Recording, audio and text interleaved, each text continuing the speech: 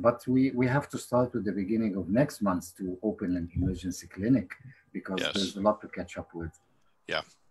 Yeah. Well, I know the two dental schools were locked down. So University of Pennsylvania and Temple. Yeah. They could not see any patients at all. Yeah. So Yeah. they just recently started to see emergency patients, but previous to last week, I don't think they were seeing anybody.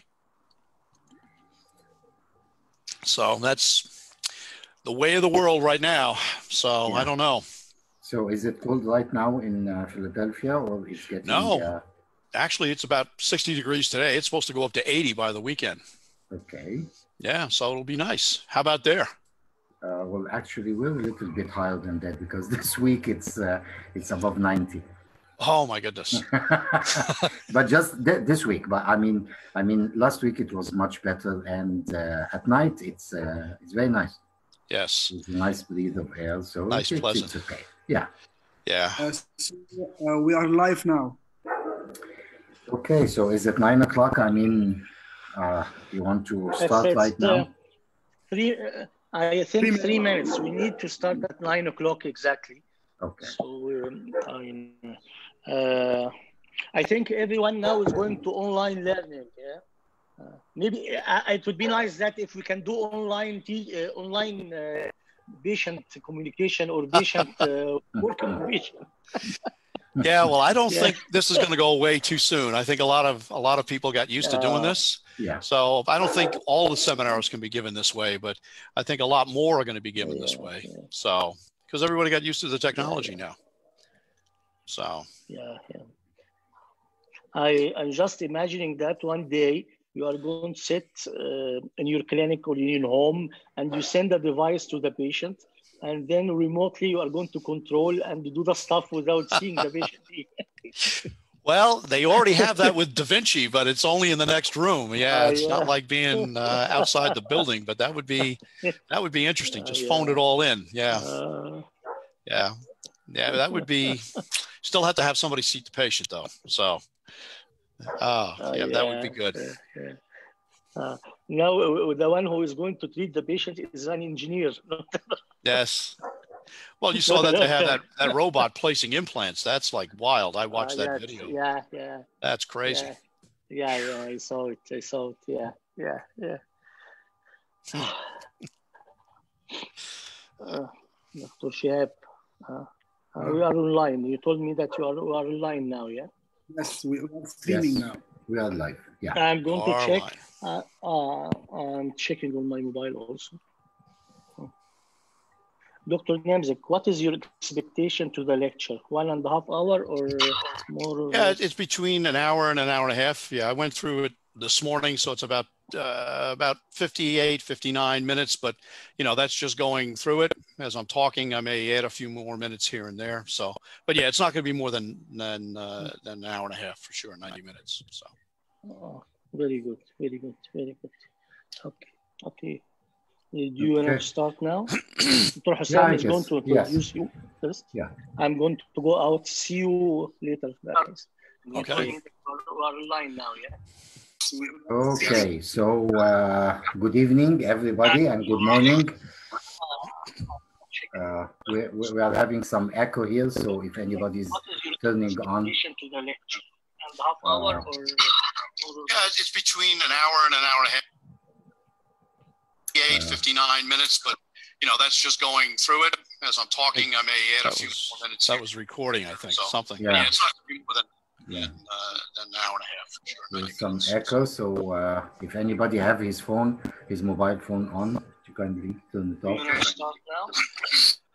Hassan is going to introduce you first. Yeah. I'm going to go out. See you later. Okay. We're online now, yeah? Okay, so good evening, everybody, and good morning.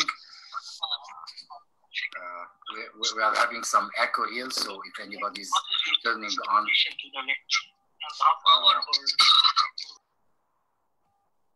Okay, there we go. I guess we can restart again. Right. So good evening, everyone, and good morning for all our friends on the other side of the world, where it's still in the afternoon. Today, this is our fourth webinar that is being hosted by the Egyptian Association of Endodontists. Today, it's our great honor and pleasure to have with us Professor Stephen Nemzik. Dr. Nemzik have graduated from the University of Pennsylvania School of Dental Medicine in 1982, and he received his postgraduate endodontic certificates in 1984. Dr. Nemzik has been the director of endodontic microsurgery at Albert Einstein Medical Center in Philadelphia and was recently named the assistant postgraduate director.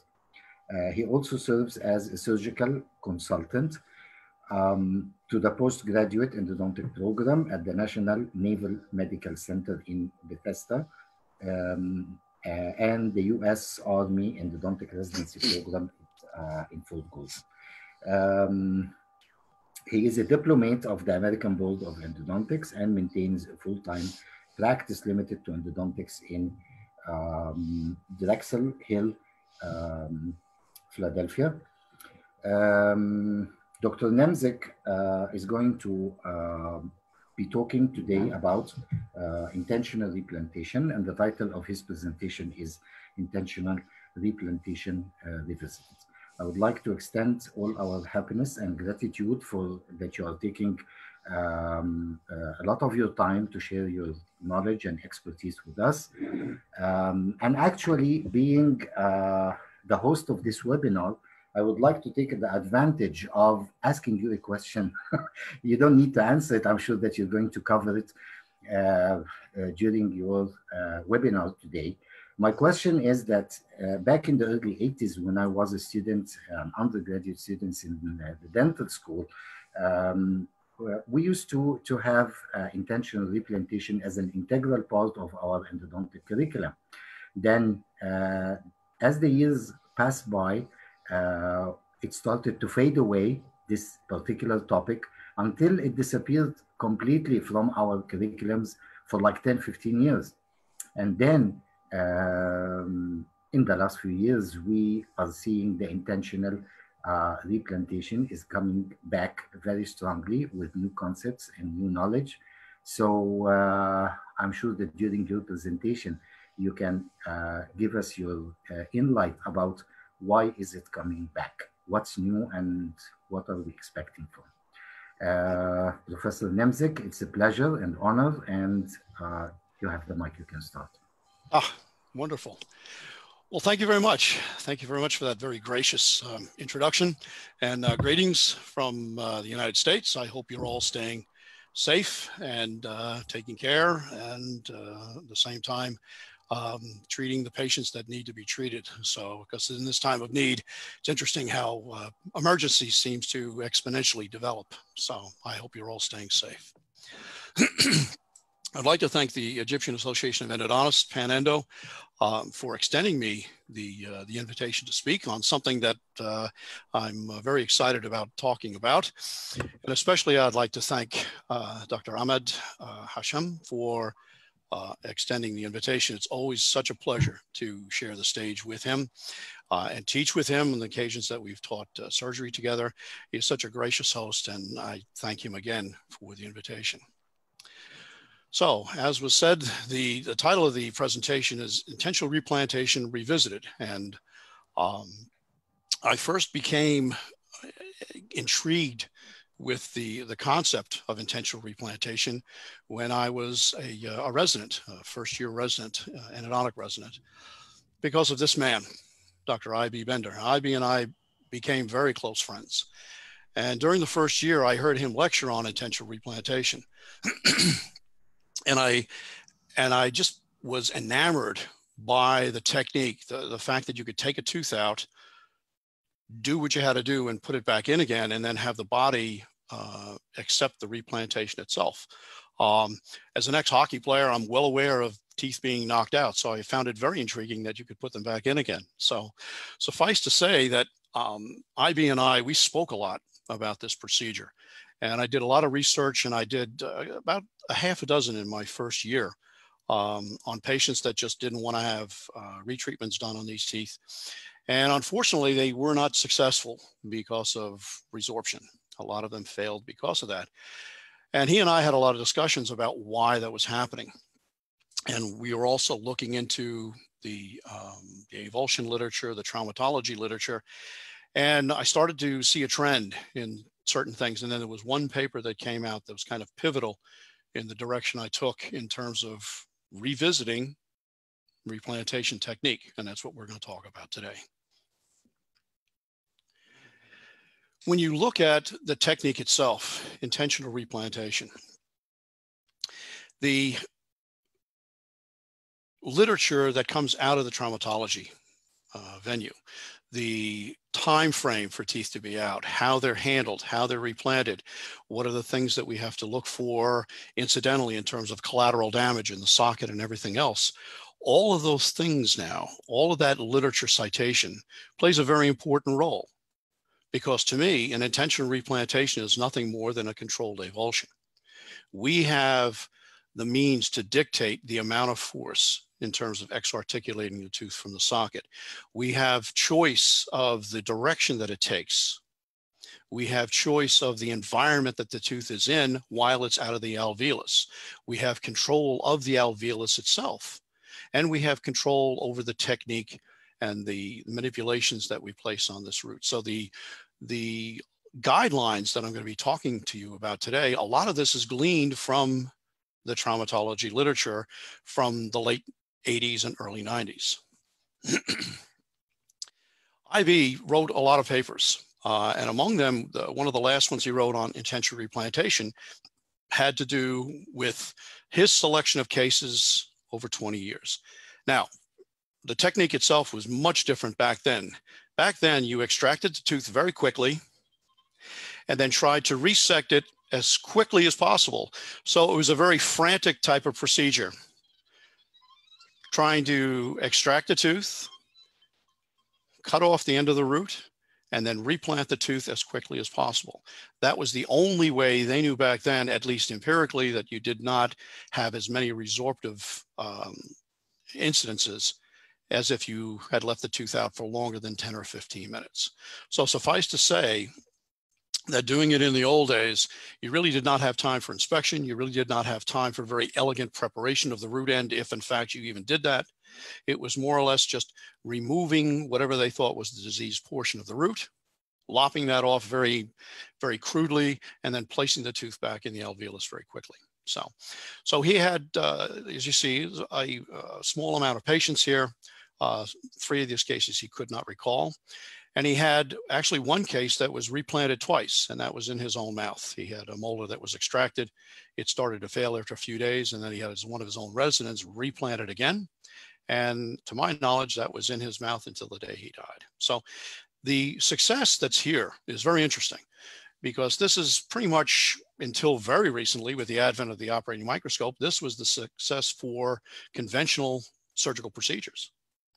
So it did not enjoy a dramatic decline or a reduction of the success rate. It was pretty comparable to what conventional apical surgery was or retrograde surgery was at the time. The key to success, and again, like I said, I surveyed a lot of the literature, and I started to see that maintaining the viability of the attachment apparatus, the PDL, was the key to not only the reattachment of the tooth itself, but also the key to prevent the resorption. And this was the result of the studies that were done by Andreasen, Nikarikis, and other people looking at what was happening after avulsions and the replantations of these teeth. And then looking at the literature a little bit more critically, we could glean, or you could suppose, that if there was a way to maintain not only the viability of the tissue itself, but also to keep it hydrated with an electrolyte that actually nourished the tissues, then your success rate should at least be enhanced, if not guaranteed. So we'll talk about what that solution is a little bit later. In terms of the indications, these are the indications that were outlined by Dr. Bender. Certainly unsuccessful conventional root canal treatment, misadventures, perforations, that sort of thing, non-retrievable prosthetics, anatomic considerations. I have this highlighted because this is still a consideration today. Deciduous teeth, I have to admit, I have never done a deciduous tooth. IB reported in his paper one case that he did, and it was the one and only case that he did. And questionable root fracture. Now, to me, a questionable root fracture, if there's any doubt if the tooth is fractured, you will remove no doubt by the time you extract this tooth. You will just propagate the fracture. So these, aside from the anatomic considerations, these are not true indications. Rather, in my mind, these are the indications. It has to do with location, second and third molar, apical surgery that is going to be attempted, especially mandibular molar. Limited access if the patient has difficulty opening, or if there's difficulty you anticipate with the reflection in the buccal fold. Medically compromised patient, maybe they can't undergo a more protracted surgical procedure. Non-compliance with conventional surgery. There are those people that refuse to have it, or they just from history are not going to be very good with their home care afterwards. Risk or presence of paresthesia, and I will show you one of these cases. Certainly if you have some sort of alteration of the sensation in the area from either a non-surgical or a previously surgical intervened case, you don't want to run the risk of making that perhaps a temporary situation now become permanent. And then lastly, the final treatment option, which it really is not the final treatment option. The advent now of endosseous implants and root form implants, that really is kind of like the final option now. But conventionally, it was considered a final treatment option. We've exhausted all the other possibilities. And for me, in my triage and my treatment planning of the patient, we have a discussion about what has to be done in terms of an in vivo surgical procedure. And if in the discussion, the patient says, "Doc, I just want to have this tooth out," that is the magic phrase for me, because then I will respond and say, "Well, tell you what, I will be happy to extract that tooth for you, but if I could remedy what's going on and fix it surgically, would you allow me to replant this tooth?" And after they get over the shock of that statement, most patients agree to have that procedure done. All they want to know is that they, A, are going to be out of pain, and B, there's a chance that we can remedy the situation. In terms of contraindications, if the tooth is severely periodontally involved, that is usually a contraindication. Now, I have this asterisk here. I will show you a case later on that appears to be very periodontally involved. But it depends on the situation. It depends on the periodontal probing. And it also depends on the health of the bone in the area. So if the tooth has lost more than 50% of the bone due to a severe periodontitis, then that usually is a contraindication from a stability standpoint. If the tooth has extensive caries to or below the osseous level, these teeth are usually going to require some very elegant crown lengthening to restore. So we may be decreasing the crown root ratio to the point where it is not going to survive a normal function in the mouth. Loss of osseous support and or the septal bone, again, for the same reason. We want to be assured that at least the tooth will be able to function within a normal range. And if there is a loss of a lot of the bone in the area and or septal bone, especially in the furcation, that is a problem. If you have or anticipate the tooth going to be difficult to remove, and you may have to sacrifice some of the bone to remove that tooth, then that is a contraindication for this particular procedure, especially since you are compromising the support postoperatively. In terms of case selection, when we're looking at this, if we're looking at the maxillary teeth, the limiting factor, if we were doing, say, the distal buccal of number 3 and the buccal roots of 2, and perhaps even the palatal root, is the zygoma in terms of retraction and also access to this area because of the thickness of the bone and the retraction difficulties that are present here. If we look at the mandibular teeth, the mandibular posterior teeth, at the CEJ level, the bone is not very thick, but we have not engaged the external oblique ridge yet. If now we take a radiograph such as this, and we're contemplating doing surgery on this particular tooth, tooth number 19, it behooves us, it's mandatory actually, to take a cone beam volume to assess what kind of thickness to the cortical plate that we have. And in fact, when we examine this exact case, you can see anywhere between 9 to 11 millimeters of distance that we have to go in order to effect a decent resection. This is now going to bury your high-speed handpiece to gain access to this area, making it, if not very difficult, impossible. We always have the metal framing to deal with. Now, with the advent of cone beam, we can treatment plan these a little bit differently. And this is not a absolute contraindication to an in vivo approach. It just makes it a little bit trickier. However, we know that we do have extensions of this mandibular incisive canal and other vessels in the area for mandibular anterior teeth. This may pose a challenge for us from an in vivo approach. And I have done lower anterior teeth as well as an upper anterior tooth, but lower anterior teeth because of the proximity of these vessels in the area. So we have a metal framing, and this was a case that was done as an intentional replantation. Just at the very early advent of the operating microscope, but we can see that the metal framing is coincident with this root apex. The patient decided not to have an in vivo approach. He himself was a surgeon, and he elected not to have any kind of manipulation in vivo here. So this tooth was extracted and intentionally replanted. Here we have a case, and we will go over this a little bit later, but you can see that we have an overfill into the mandibular canal or in close proximity to it. Lacking the volume, it's a little difficult to judge that. But also I want to draw your attention to the bone that's in the furcation. And you can see that these roots kind of circle each other, almost like a bow-legged configuration or a cow horn configuration. This is going to make for a very difficult extraction because of the configuration of this root system.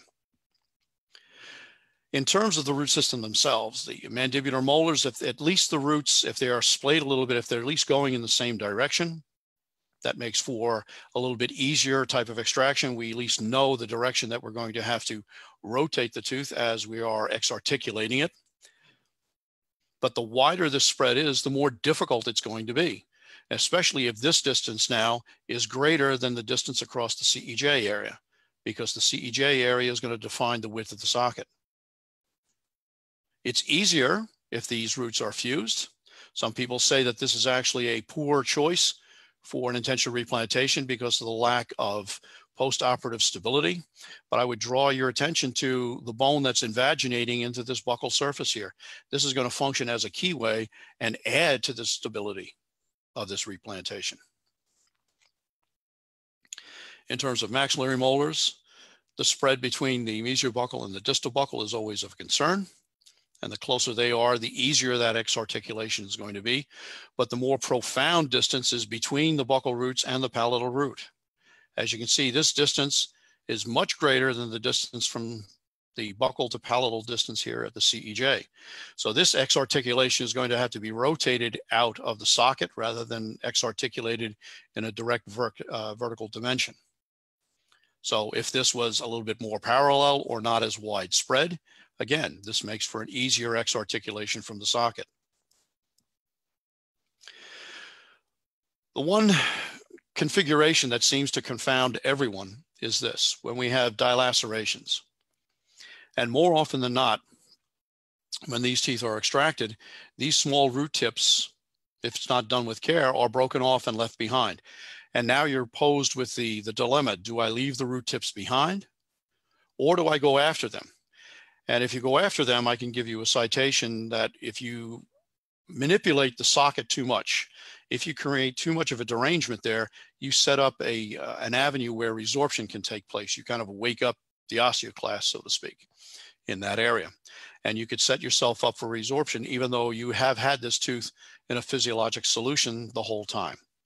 So you have to kind of plan for this and then have a contingency plan as to how you're going to remove these root tips if they happen to break off. Now, I've had this happen before. We have taken small Hedstrom files, 30 or 35, threaded them into the canal space of the root tip, and then using traction, remove them from the socket. But it tends to be kind of a tricky operation to do that. It's better if you're just careful or plan ahead that this is going to happen and have the correct armamentarium there. The armamentarium is very simple. Until very recently, we just used regular extraction forceps. We do not use elevators because elevators go down on the root surface and they create problems in terms of damage to the cementum and pre-cementum layer. And they are going to become now the nidus for any kind of resorptive event. So the classic 150, 151 extraction forceps, they engage the tooth. They will gently be used to luxate the tooth gently, buccal and palatal or lingual, buccal and lingual, back and forth until we can deliver the tooth from the socket. Just prior to delivery, we have a fancy name for this is ligature. These are just rubber bands that we've autoclaved, and you will place one of these over your wrist. As the tooth is ready to be delivered, you will take it off your wrist, slide it down onto the forceps handle so it can gently secure the tooth in the jaws of the forceps, much like a hemostat. And then we deliver that to the emesis or emesis basin that is going to be filled with that physiologic solution. We're going to be using a non-aerosol generating handpiece, high-speed handpiece. So there's just a thin water stream coming out of here. The irrigant that's coming out of here is the same as we're going to be putting in the basin. So if you have a closed system of delivery to your handpiece, that's also filled with that physiologic solution. So there is aerosolization, but it is from the spinning of the burr. It's not going to be hitting the burr like this in the field, so there's very little splatter. Unlike if you had air in the area, that would tend to aerosolize the surface of the basin and the fluid that's contained within it. Then lastly, we're going to have a sterile drape from the X-articulation field or the extraction site to the operative field. So we have a small Mayo table here. We have the basin that's covered. We have the solution off to the side. We have all the operative instruments here.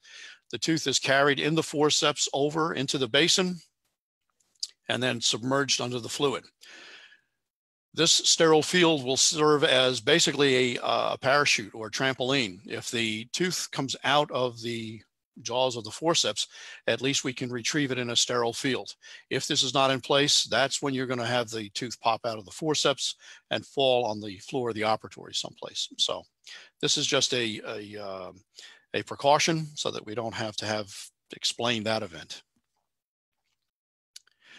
The newest part of the armamentarium is something called a physics forcep. There's a silicone rubber bumper that goes onto this part of a fulcrum, and this part of the hook engages on the lingual or the palatal surface of the tooth. These are different patterns. To date now, I think they have about 30 different patterns of these type of forceps, and this is the delivery forcep to take the tooth and deliver it from the socket to the basin. The principle of the forcep is using a fulcrum force. So what happens is this bumper is placed at the buccal just below the CEJ. The forcep beak is engaged on the lingual or the palatal surface of the tooth, engaged at the CEJ or slightly above. The forcep is then closed, so it's snug, but you're not squeezing it overly tight. But once it becomes snug, then all you do is you just rotate the handles downward or upward, depending on what arch you're working in, until you feel tension. And then you maintain that tension for 30, 60, or 90 seconds. What we're doing is we're fatiguing the ligament that's on the surface of the root. And this is how it works. So we've had it about 2 minutes now, and then all of a sudden you will feel this let go. And what it's doing, it's actually pulling the tooth up and out rather than out. So a lot of the times we are not going to risk fracturing the buccal plate, which often does happen with conventional X-articulation with the 150 or 151. The root configuration is critical. Trifurcations, believe it or not, actually work better than bifurcations, because with mandibular teeth, depending again on the severity of the curvature of the roots itself, because this is a strict X-articulation force like this, with a little bit of rotation, the roots may have to come out this towards the buccal, and then towards the mesial, and then go towards the distal. The forcep is not going to allow you to do that. So you have to choose your cases carefully with the use of this forcep.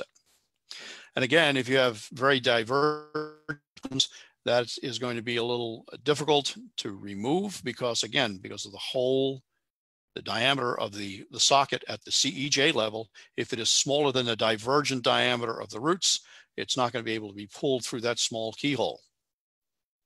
So using the cone beam is essential, and we will actually map this out on the cone beam. The different diameters, the different lengths, the rotation, where it has to go. All of these are done as a virtual surgical procedure on the cone beam volume. The principle behind this is something they call PDL creep. So we know from the studies that were done that the PDL becomes fatigued, and under pressure, it will start to disassociate itself from a buildup of the lactic acid in the ligament itself. And when it gets to a certain critical point, it just disassociates and lets go. So rather than tearing it very abruptly like we're doing with this rocking back and forth motion, we're just allowing traction force to allow this disassociation to happen naturally. In terms of the technique itself, there are 6 steps to it: prophylaxis, anesthesia, luxation, evaluation, resection, and then the replantation. In terms of prophylaxis, we're going to have the patient pre-med with antibiotics if it's indicated. We're going to give them some NSAIDs by mouth prior to the surgical procedure, usually as they're signing the informed consent and going through their health history. Again, we'll give them the analgesic per os so that by the time we're ready for the extraction and we're in the heart of the procedure, that's already on board. We'll have them rinsed with chlorhexidine. We'll also have the site rinsed with chlorhexidine prior to the replantation. And then something I call legal prophylaxis, which is really informed consent.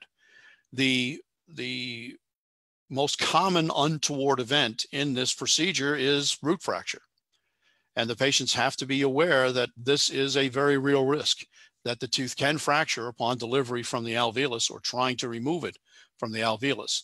That's why if the patient says, "Doc, I just want this tooth out," that is my magic phrase. In terms of anesthesia, we're going to be using regional or block anesthesia. The use of interligamentary anesthetic technique, like a ligament jet or a peripress, is discouraged. I have no literature to back up this claim, but we do know that if you are insinuating instruments along the PDL and you cause damage to the PDL, that is going to form the nidus now for some sort of resorptive event down the road. So again, I don't have literature to cite this as a cause and effect, but we do know something else does cause it. So why do we want to mimic something of that effect using like a ligament jet or a peripress in the area? Stabident, if you're going to use an intraosseous injection, which essentially is an interligamentary also, if you're going to be drilling a small hole in the bone and then deliver your anesthetic that way via Stabident, I have seen that done before without any untoward events.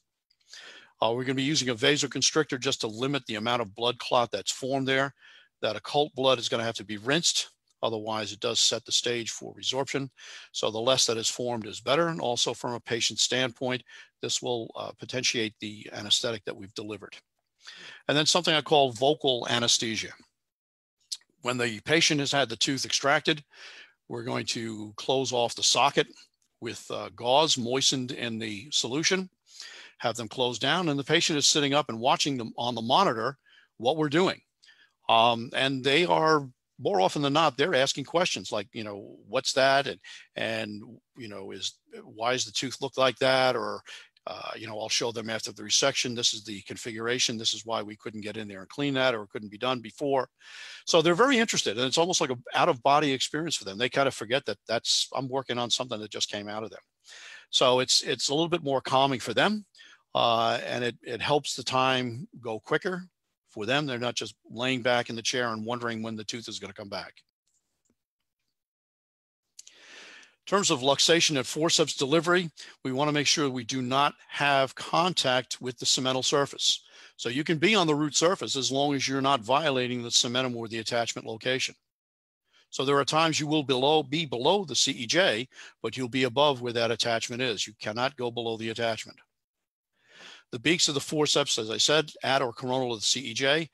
And then if you're using a conventional forceps, we are going to be executing a very gentle luxation with minimal rotation so that we can expand the socket. This is not a very rough yanking or just trying to bowl the tooth out. We are trying to tease it out of the socket and trying to minimize the damage, not only to the PDL, but also to the cortical plate. So it is a gentle procedure. There is no race to get this tooth out. And there are times in the old days we would have to take 15, 20 minutes to remove the tooth. And it is a gentle luxation, buccal, then palatal, or buccal, and then lingual, or facial, and then lingual, so that we can gently expand the opening of the alveolus so that we can remove the tooth through it. Evaluation. Now, we know from the literature, especially the newest literature that we have for traumatic injuries, that our go, no-go point for extraoral time is 5 minutes, but that is if the tooth is dry. So if it's laying out on the table, you have 5 minutes to get it back in before you have untoward events either very early or later down the road. I will tell you that using the solution that we're using, I have had the teeth out either for demonstration purposes or for teaching residents. I've had it out half an hour, 40 minutes. At one time we had tooth out for almost 60 minutes and then replaced, replanted without any untoward events developing. So it's all a matter of keeping the tooth hydrated, but hydrated with the correct solution, as we'll talk about in a few minutes. You want to make sure that you don't have contact with the root surface with any sharp instruments. We're not curating the surface of the root. We're not removing any lesions that can't be teased away with an adson forceps. I want to reiterate that. Please do not take a curette to the root surface. If you do that, you will run the risk of having resorptive events initiated at that particular interface. We're going to keep it continually hydrated with the physiologic solution, which in this case is Hank's balanced salt solution. We're going to inspect the root surface and the socket, and once the tooth is contained within the solution, you have the luxury of time on your hands. As long as you refresh the fluid, and we'll refresh it as it becomes turbid, or every 5 to 10 minutes, whichever comes first. We are always affording the cells there a fresh supply of electrolyte to sustain their existence. We also want to avoid contact with the socket. Now we'll give you a citation and show you an example of what happens when you curette the socket, but we do not want to aggressively curette the socket. In terms of resection and the root end filling, whatever you want to resect with is up to you. I ask that you do it while the tooth is submerged in the solution. So whether you use a diamond burr, whether you use a tapered fissure, whatever you're going to be used for the resection, the tooth has to be submerged or just below the surface so that the solution can bathe the interface of your resection and also the surface of the root that is most superior in the basin. We're going to be using a high speed without the air spray for obvious reasons. Otherwise, it just sprays the fluid all over the place and soils up the ocular of the microscope. Like I said, you could use carbide fissure burrs, you can use diamond burrs, whatever burr you want to use. Make sure that you can control it and make sure it leaves a decently smooth surface for you to finish to. 3 millimeter resection, again, in an asterisk. If we've already have some resorption of the root apex, we're not going to resect off 3 millimeters just to say we resected 3 millimeters off. We are going to eliminate in the apical third what we believe is the etiology. So if the tooth already has some resorption, you may only take off 2 millimeters. Again, take a picture of the contralateral side, see what that root configuration is. If your root apex on the side you're operating on appears to be resorbed by comparison, then tail your resection accordingly. We also may have to take off a little bit more than we planned, especially if we had a difficult time removing the tooth.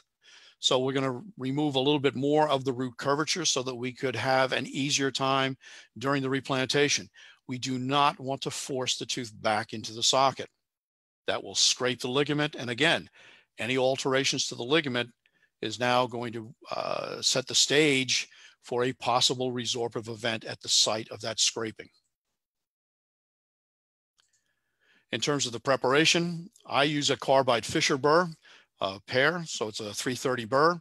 I know what the dimension of that burr is, both in width and also in depth. You could use an inverted cone. It really doesn't matter. You could use a round burr if you want. We were going to prepare as per the conventional root end preparation depths, 3 to 4 millimeters. I always get the question of using ultrasonic root end preparation tips for the preparation rather than a carbide burr. Yes, well, the carbide burr is a little bit more tricky to manipulate. Certainly the ultrasonic handpiece is a little bit easier to manipulate.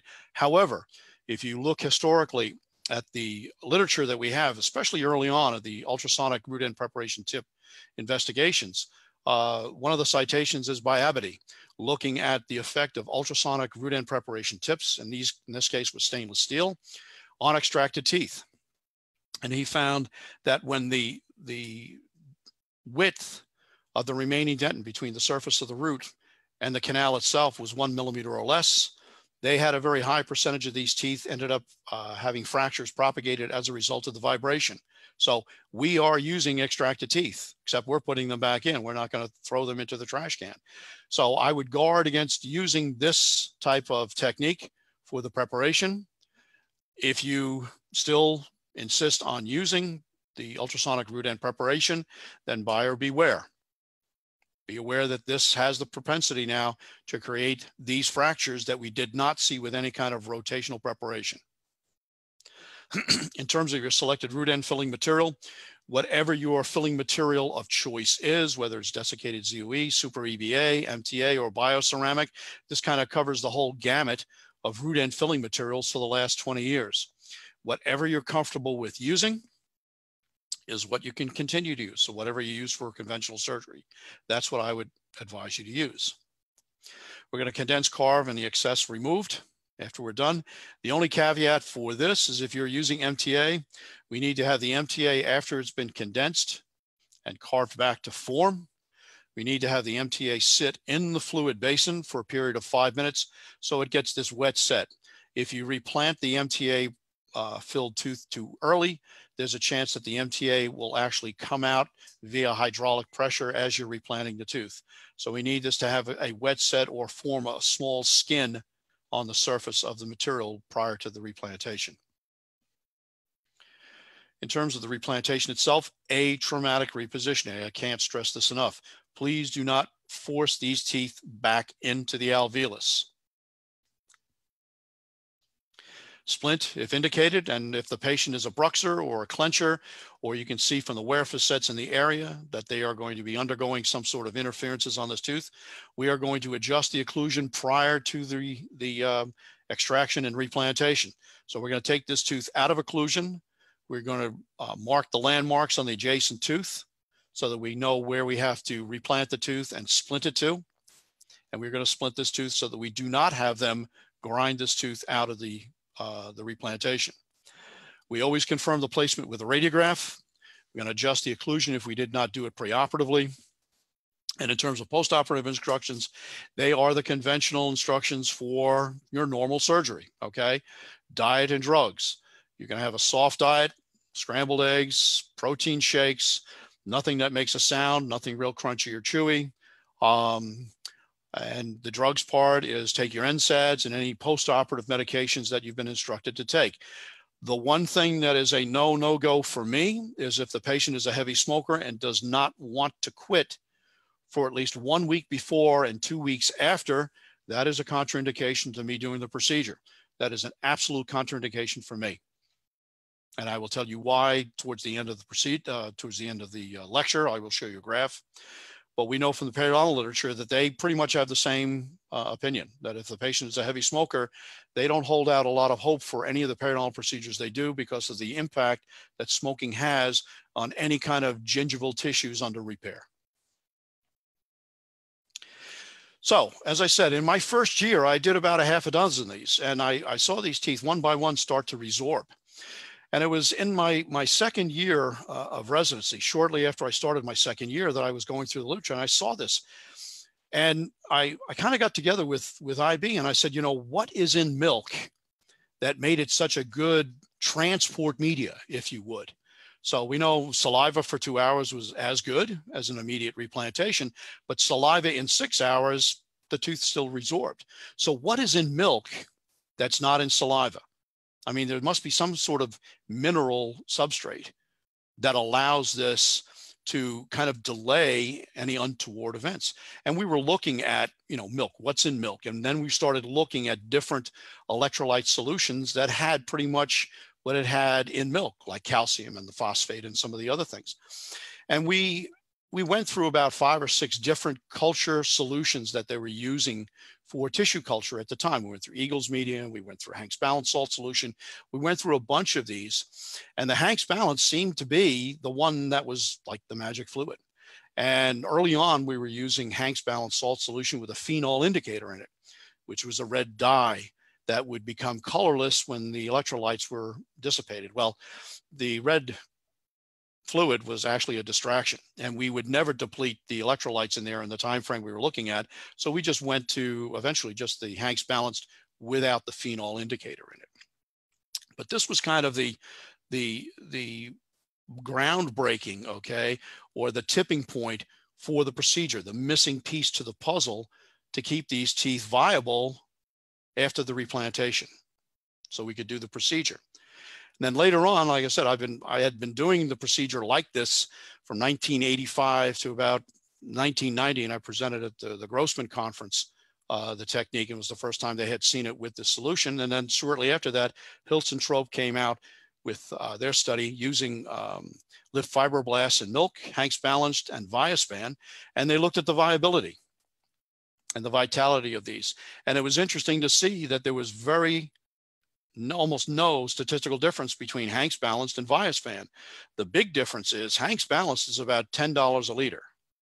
Viaspan, which is the solution that they use for organ transplant, at the time was probably about $150 a liter. So it's much more expensive right now. So, I mean, if you want to use Viaspan, that's fine. But Hank's Balance is just a heck of a lot cheaper for sure. And it basically has the same percentage of viability as a tissue transport solution would have. So this is a very famous case. This was a case that was done by me at Penn. The resident had treated and then retreated this tooth, and I actually got involved and tried to retreat the tooth, but we knew that there was a lesion here at the distal aspect that just kept getting larger. So we had proposed to the patient after the 3rd retreatment that we would like to do apical surgery. We knew it was a C configuration. We just didn't know how involved. And the patient came up with the magic phrase, doc, I've kind of had it with this tooth. You just extract it and I'll just deal with a partial. So we approached her and said, look, if we can correct this while we have it out, would you mind us if we put it back? So you can see here, we're just having gentle luxation, lingually, and then buccally, and we would luxate it one direction and hold, then luxate it the other direction and hold, and essentially copying the physics forceps until we could remove the tooth from the alveolus. It just took us a lot longer. So this is looking at the tooth. You can see the red color from the Hank's Balance. We have it just below the surface of the fluid. This is the PDL. We're looking at the buccal surface, a little lesion apically. And then as we turn this tooth on its side, you can see the PDL surrounding a denuded area of the root. And there's a lateral canal here. So as the toxins were exiting this lateral canal at the distal, it was causing this retreating of the PDL away from the irritant.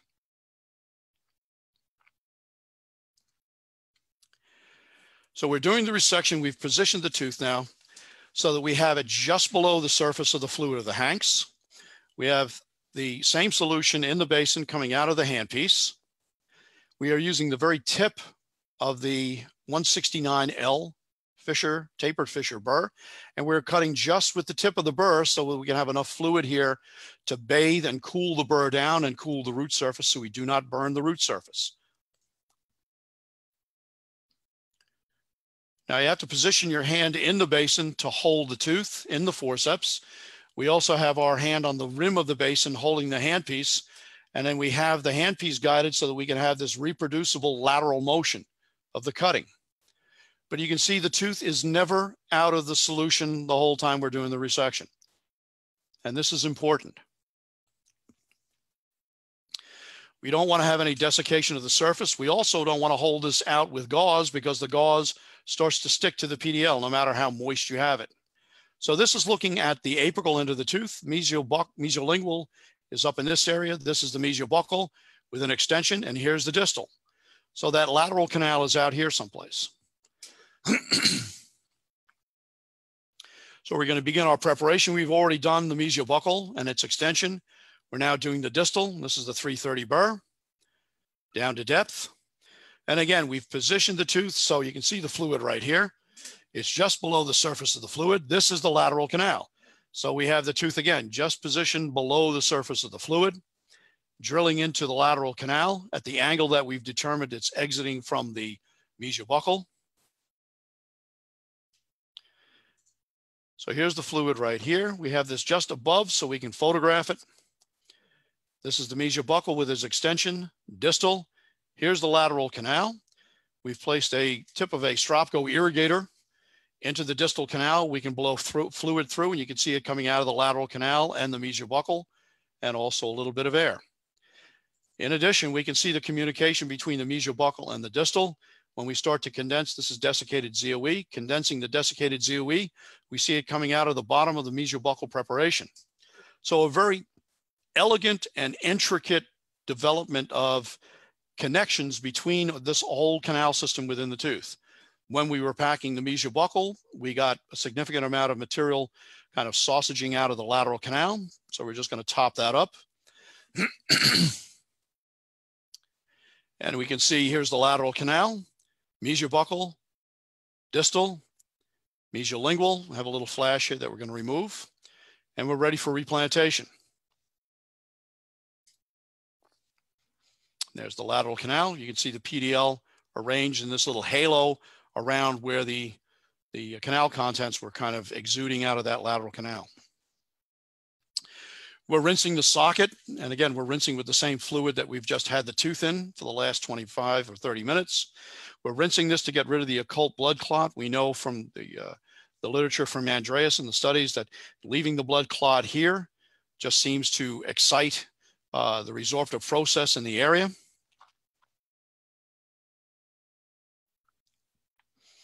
Then we've replanted the tooth, gently reducing it into the socket.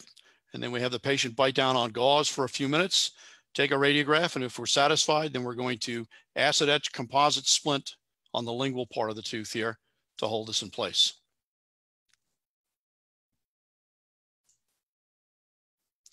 So this is the immediate post-replant.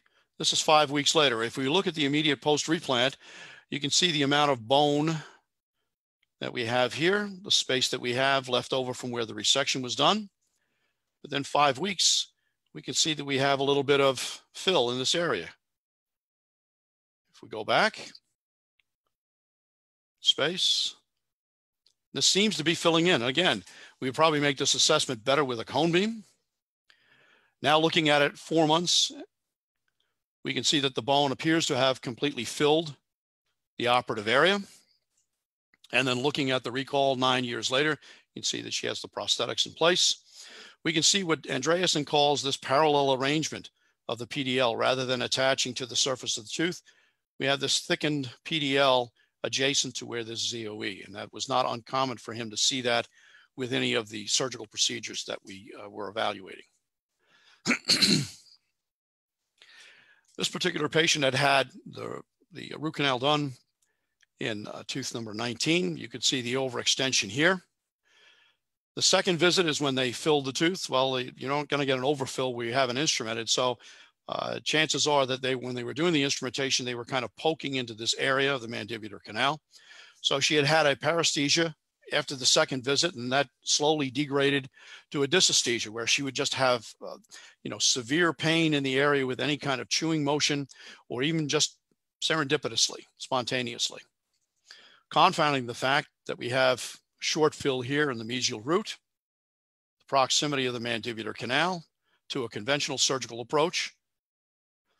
And we also have a lot of bone in this area in the furcation itself, which is going to come into play in a few minutes, as you'll see. So we had proposed to the patient that we would go in, be very mindful of the mandibular canal here. We would resect a little bit higher, owing to the fact that it had a short fill here, remove the apex as cleanly as we could, all of which just kind of caused her a lot of anxiousness. And she ushered, again, the magic words, you know, I would rather you take the tooth out, but if you take it out, do you think you can fix it? Because she had heard about the intentional replantation. So she rejected the conventional surgery, but she did want to retain the tooth. And I had told her that there may be a problem with the X articulation because of the bone here. She just said, do your best. So this is the tooth. And we have some sort of non-precious metal crown distal to that on 18. So we were X articulating the tooth gently back and forth, back and forth. I was getting a little bit more amplitude with each stretch here. And then all of a sudden, I heard this little crack. And I looked at the surface of the root and it seemed to be intact. So I know I didn't crack the tip off, but then I looked inside and this is the lingual portion of the alveolus. So then I turned the tooth around and we got part of the buccal plate in our X-articulated part of the tooth. So the buccal plate, as you remember from the radiograph, we had bone in between the two roots, and this was not going to break off cleanly. We were not going to be able to pull the roots out past this connection in the bifurcation. So the next best thing happened is that we actually took a small portion of the cortical plate. Now, this has happened with other extractions that I've done and replanted. If you can replace the tooth without this hindering the replantation, this is just like a small bone graft. And you could replace this back in.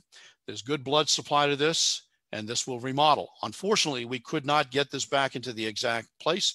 It was hindering replantation.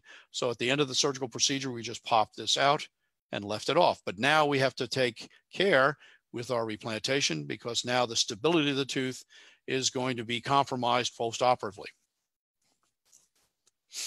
So here's our preparations. This is our fill with desiccated ZOE. So we replant the tooth back in. Prior to the replantation, we removed the temporary filling that was in the occlusal part of the tooth. We took an ortho pliers, bent some ortho wire, placed that in the occlusal preparation that we had here, made a small prep in the non-precious part metal of the crown and the marginal ridge, and made a small index. We knew that once we replaced the tooth back in and we engaged that lingual peg of bone, that would keep us from having the tooth spontaneously extract post-operatively. What we wanted to limit is the buccal rotation of the tooth itself. So hence we had this little index placed here. It engaged in this little keyway and prevented the tooth from moving out buccally post-operatively. Gave us enough stabilization. So this is after 2 weeks. We had put composite in here. That's why you don't see this as a radiopaque entity. So this is 2 weeks. We had removed and severed this after this radiograph was taken. We severed this. The tooth seemed stable, so we removed the rest of this. And this is now 8 years later. So you can see a little bit of angled defect here.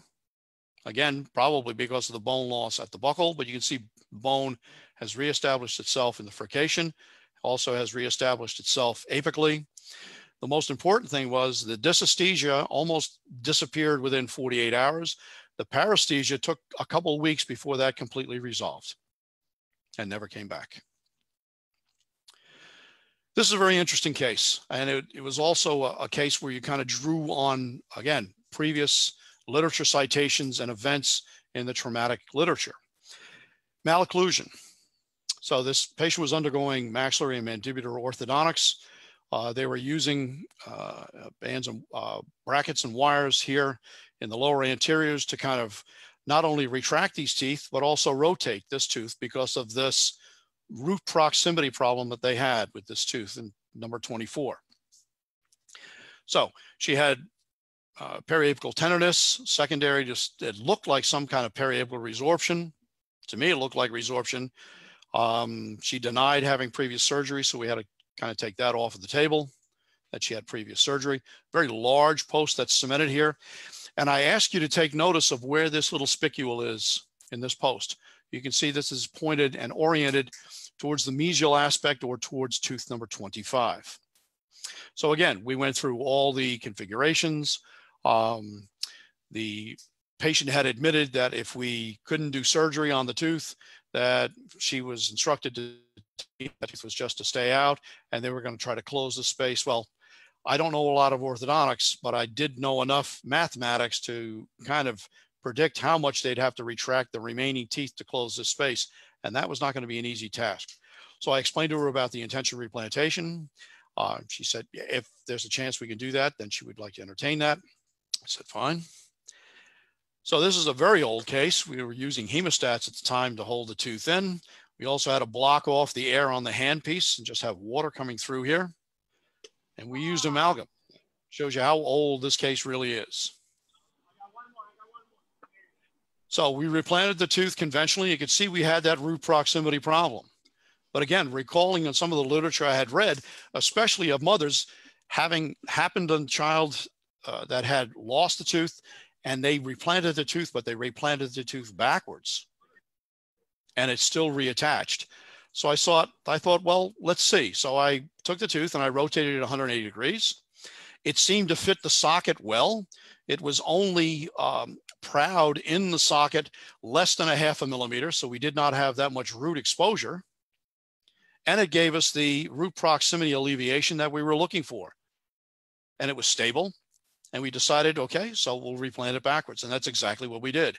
So I had to replace the crown, put it on backwards, obviously, with a small silk suture, which we don't use anymore, just to give us a little bit more snug fit of the gingiva at the CEJ.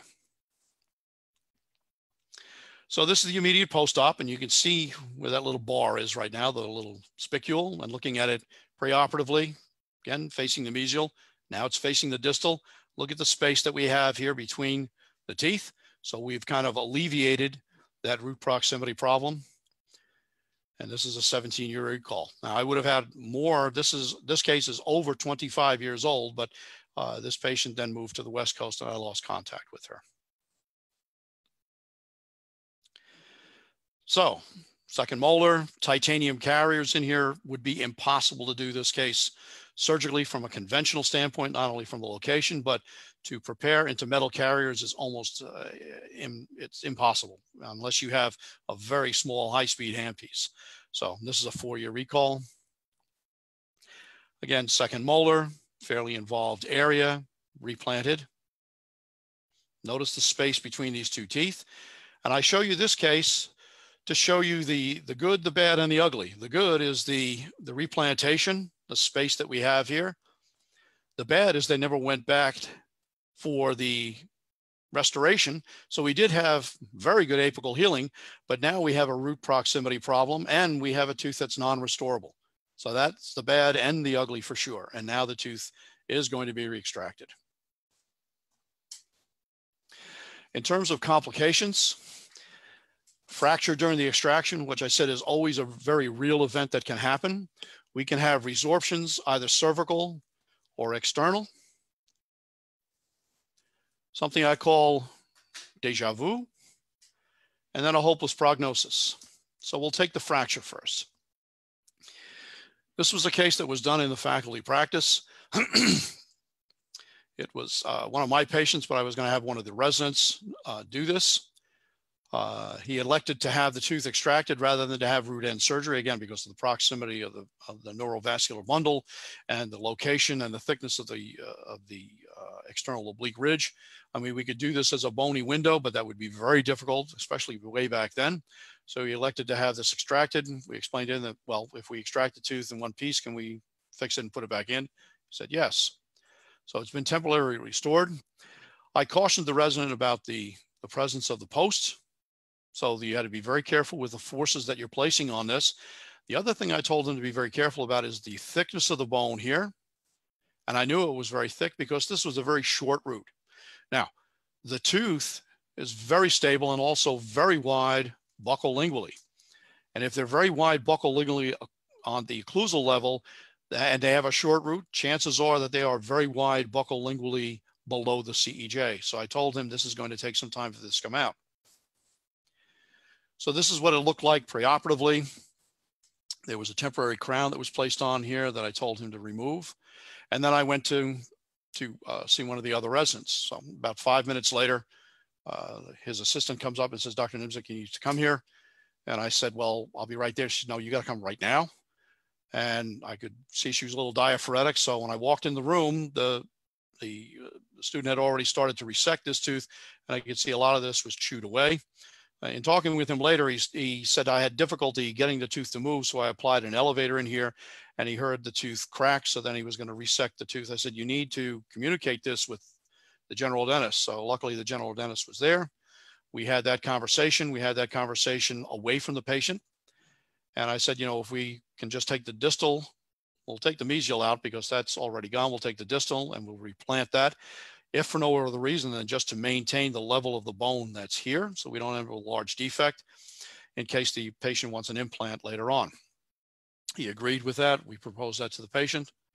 So that's exactly what we did. We removed a little bit of a bone here so we could get this root out without too much more of a complication. You can see the fracture that's right here.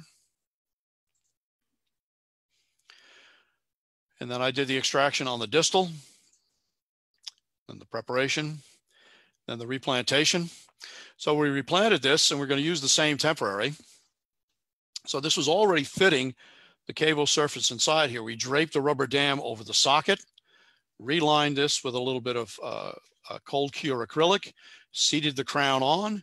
Before it was fully set, we removed this, burred this portion of the crown out, removed the flash that was here, and then re-cemented this with a non-eugenol type of cement, and then splinted to the anterior portion, or the distal of the first molar.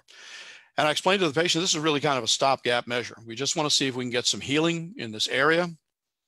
All right, eventually this will probably come out, but we just want to maintain the same bone height here, so it's more like a sequential type of an extraction.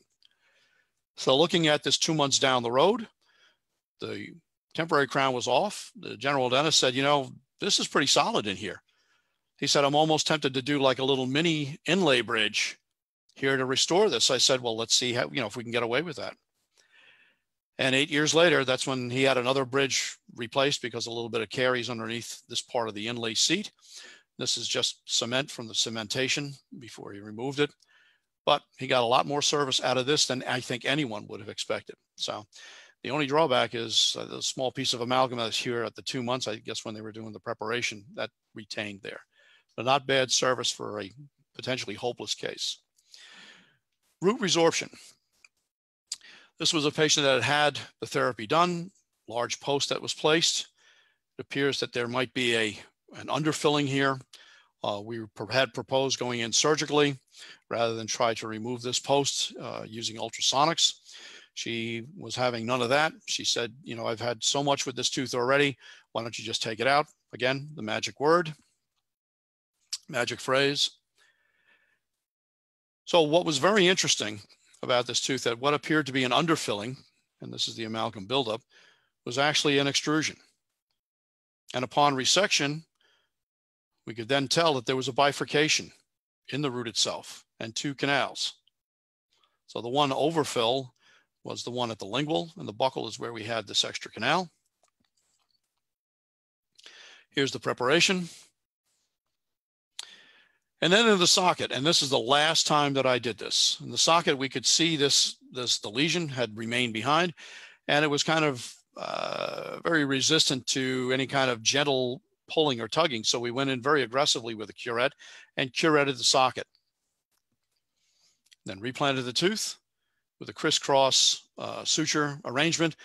We made a small cut before we replanted the tooth in the buildup of the crown itself, a little crisscross here. And that's where we keyed our suture. And that was the only method of retention we had. So this is it upon replantation. Again, using an amalgam. 6-month recall. This is probably a piece of amalgam from the preparation here that got lodged in the PDL. So my eyes were drawn to this, and then I looked down here, and this does not look like the post-replantation X-ray radiograph. So I said, I want to see you in another 6 months. She came back in another 6 months, and I saw basically what I saw in the recall much later on. And what I saw was this progression of this resorption. And again, looking back at in the literature, Van Hassel et al. Talking about replantation, the role of the socket, and they surmised that when they curetted these sockets aggressively, they instigated osteoclastic activity that was not limited to the bone, and it just started to resorb everything in the area. And that's exactly what happened here. So at the 4 you recall, this root now is in the progress of just gently kind of melting away. I appraised the patient of this. She said, well, I'm not going to have the tooth extracted again. She says, I have a bridge here. She said, it doesn't hurt. I'm just going to leave it until it just either breaks or just resorbs completely. So I said, okay. So it's probably, and I lost track of her, probably another 8 or 9 years. And this then became a cantilever, I'm sure. Something I call deja vu. This was an elderly patient had presented. She was a lot of medical complications. She had a premolar that was failing. We did the retreatment, and you can see a few portals of exit here. But I was disturbed by the lateral lesions that were present. So the periodontal probing was within normal limits, but we did have a sinus tract that did trace back to the root end. You can see the depth that we have. So we had proposed to her, instead of a conventional surgical procedure because of her medical complications, that we do the intentional replantation, and she assented to that. So after we had extracted the tooth, you can see multiple lateral canals filled with sealer. So we have 2 here and then 1 on the other surface. Right here. You can see the tooth is under the surface of the fluid. We're going to be doing the resection, just like we did in the previous case. Again, the tooth continually bathed in the solution. You can see now we use the clear Hanks balance without the reagent indicator. You can see a small extension of the canal system here, almost like a little teardrop. So we're going to encompass that in our preparation. So we've repositioned the tooth so the surface of it is just above the surface of the fluid. So we have the Hanks balanced right here at the rim of that resected cavo surface.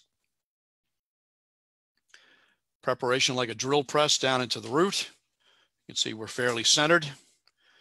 Then we're going to prepare the 3 lateral canals that we see. You see we've encompassed that small little extension. Actually have a little bit of sealer going in there. And for the facial one, we're going to be using the tip of the 169L. And then for the others that are a little bit larger, we'll be using like a 1/4 round burr. This is the higher of the 2 lateral canals.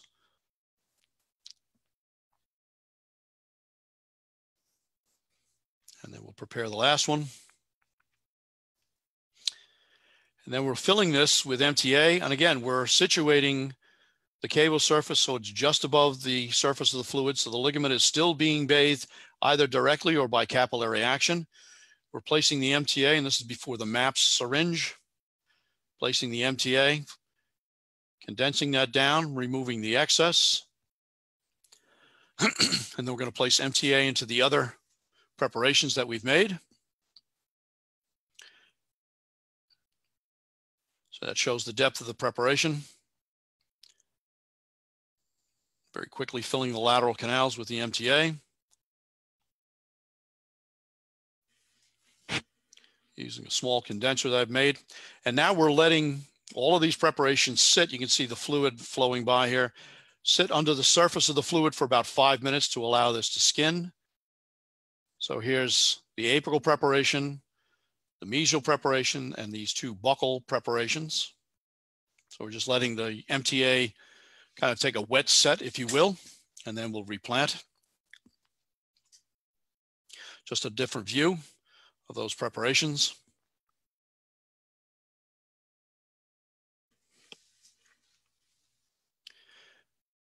And we've stirred the root in the surface of the fluid itself, under the surface of the fluid itself.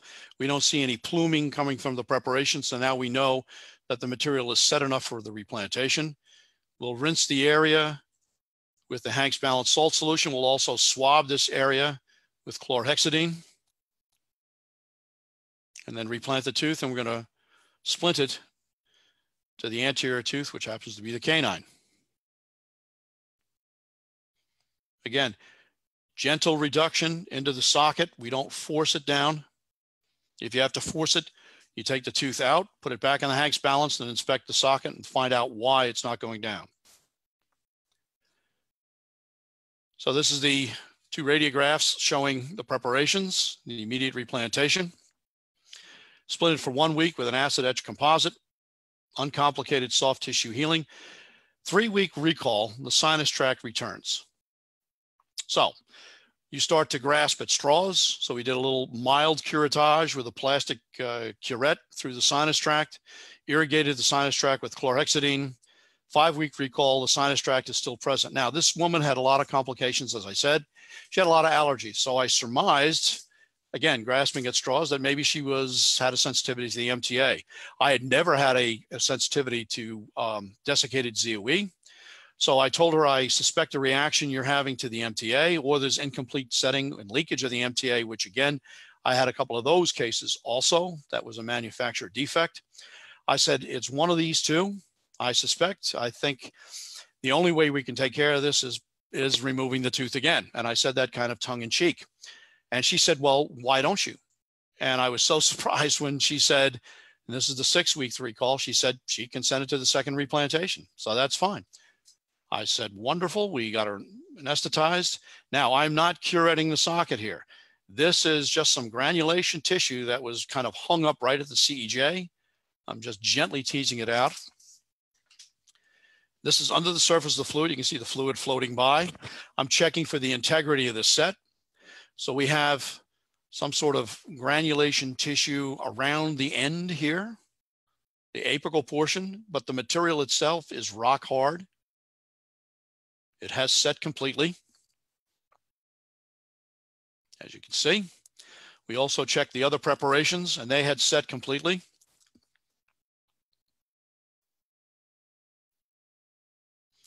So I thought maybe she was having a reaction to the material, or maybe there was some leakage. In here, you can see some graying of the material deep within the tooth itself. So we're drilling out the MTA in the 3 preparations on the surface. And we're also going to take out the apical preparation. Exactly the same technique as before. We're removing the MTA from the 2 buccal preparations here. And these are actually going to join now because we're enlarging both of these preparations. So as I was drilling deeper in one, I got very close to the other one in terms of its depth. So here's the second one. And as we drill down inside, we're going to kind of open up this isthmus area. So I'm going to incorporate that now as a kind of a slot preparation. And then we're going to fill that just like we were filling any other kind of slot. And now we're drilling out the apical portion again of the MTA. And I'm going to replace that with desiccated ZOE, just like we had done 20 years previously.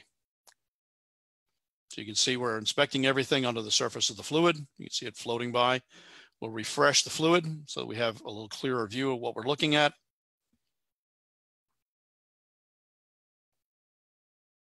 And the same protocol. We're going to elevate the tooth. That just shows that keyhole preparation that we made, joining these 2 previously isolated preparations. So this is desiccated ZOE. This, we're using something called a hydrocarve. This is the strop go under the surface of the Hank's balance. It's directing a stream of Hank's balance out the end of the nozzle, and it's going to blow the flash of the desiccated ZOE that's not condensed off the surface of the root. Again, we're not using any kind of curette on this. We do not want to scrape the root surface or minimize the scraping as much as possible. And now we're going to compact these 2 preparations, this keyhole, and I'll start on one side of the preparation and then squeegeeing the material down to the cavo surface of the preparation, move it towards the mesial, and then remove the flash at that point of the root.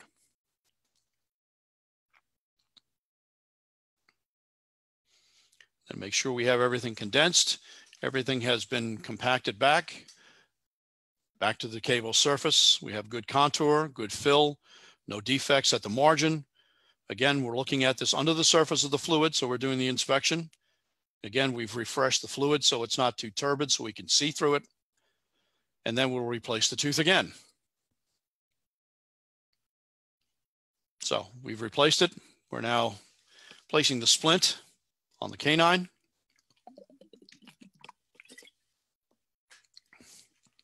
Hit it with a light. Make sure that's solid. Integrity of the splint is good. And then we had her come back for recall. So this is the immediate replantation. And again, you can see how much larger the preparation is here. Replaced it with desiccated ZE. We splinted it for 5 days and removed the splint. Mobility was negligible. After 2 weeks, the sinus tract returned, and that kind of set off the endodontic Tourette's in me. I couldn't figure out what was going on here. Re-irrigated with chlorhexidine, no resolution. And then I looked at the sinus tract, and the exudate coming from the sinus tract was not the same exudate that I had seen come from that premolar site before. So I suspected that there may be another reason for this exudate. And in fact, when we took another radiograph, as they say, voila, there are a significantly large lesion on this canine, which we did not see in all the other preoperative films. So the tooth obviously was non-vital. We tested to make sure.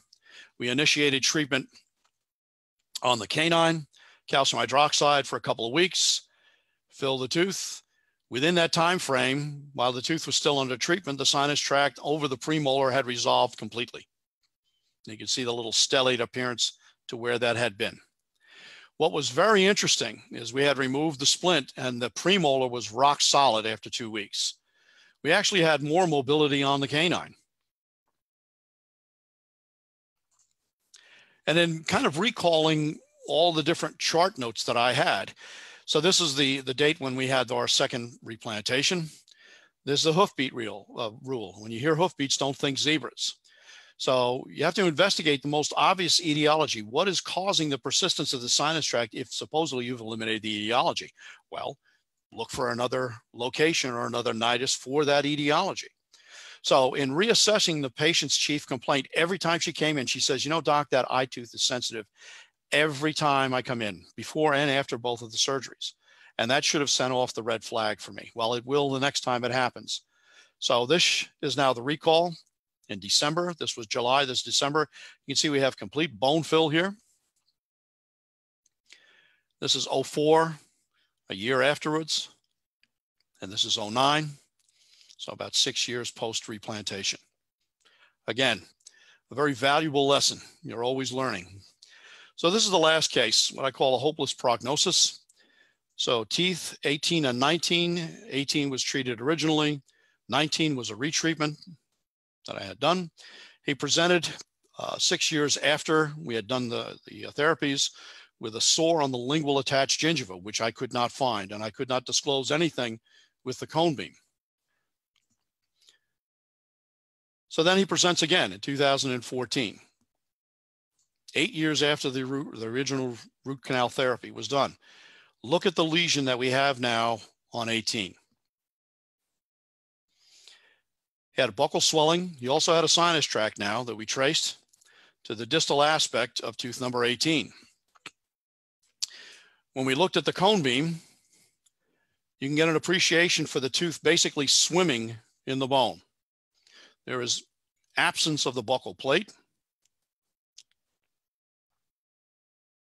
And the only thing that's holding this in is a small finger of bone on the lingual aspect of the alveolus. So the buccal plate is gone in looking at the actual section down to about this point. And then it is basically a bucket that the tooth is sitting in. So I told him what we found. We went over the cone beam together. I said, you know, he happened to be a very large individual, ex-football player, lineman. And to do conventional surgery on him was going to be almost impossible because of the thickness of the jaw. I said, you know, we can extract this tooth to do the surgery and then replant it. Well, he was very reluctant to do that. So we had the treatment planning in 2014. He went back, he spoke with his general dentist. His general dentist said, you know, this guy kind of knows what he's doing with this, but it took him a full 6 months before he assented to have the procedure done. So this is the day of the surgery. So the sinus tract is obviously still present. We're going to take a scalpel, a mini blade, and go around and just cut the circular fibers and the attachment. I'm also going to roughen up the porcelain on both of these teeth so it can ease the attachment, the splint that we're going to be placing on there. We're using a Bucer periosteal elevator to further separate the fibers before we begin the X articulation. This is the X articulation with the physics forceps. After about 2 minutes, then all of a sudden the tooth started to let go, which was surprising considering the amount of bone loss that he had. So now we're going to deliver this to the emesis basin. This is the only bone that was holding that tooth in right here. The rest of this is all basically void of any kind of osseous attachment. So this is the, I'll orient you, this is the lingual surface of the tooth, periodontal ligament. Here, again, the direct lingual, I'm looking for any kind of fractures, and I do not see any. This is looking at a bias towards the apical root, the apical end, the mesial and the distal part of the tooth. Mesial here, distal here. So now we're going to reorient the tooth and begin the resection. And again, this is done with the tooth just below the surface of the fluid. Cutting with the tip of the 169L. So we don't have any burning or desiccation of the dentin, because that will also set up a nidus for resorption. So we'll finish the resection. And I had a chance to look at the root tip after I harvested it. Post-operatively, I didn't look at it during the operation, obviously. We want to do this as quickly as we can. But when you look at it, you can get an appreciation for how C-shaped this was. You can see how this kind of hooks around. So that's the distal aspect. So to orient you, this is the distal, the mesial, and there's 2 carriers that are going to end up in this area here. So this would be the mesial lingual if you were looking at it. This is that bow tie effect that we often see, the orientation of the dental tubules at the transitional line of the root ends after they're resected. Preparation with the 330 burr. And again, it's the orientation of the handpiece relative to the root that's the most difficult thing to do, because the tooth has to be submerged in the fluid, as you see. You have to orient the handpiece so that it will go smoothly along that straight line vector of preparation without deviating too much. So that's that mesiolingual. Here's the distal preparation. And now we're going to prepare the isthmus area. We have good depth in both of these. So we'll connect the both of those. And when we do that, we'll uncover the mesiobuccal carrier that's going into the distal. So here we're using the 169, preparing the isthmus. And you can see the line of the isthmus right here. So we're staying well centered. So we're going to increase the depth. And we are changing the fluid every few minutes to keep it clear so that we can see what we're doing. We'll finish the preparation, inspect it again, make sure that everything is clean on the inside. We have no fractures or no other structures that we need to address with our preparation. So you can see the 2 carriers here. This would be the mesiobuccal going into the distal. This is the mesiolingual, and you can see the isthmus preparation here.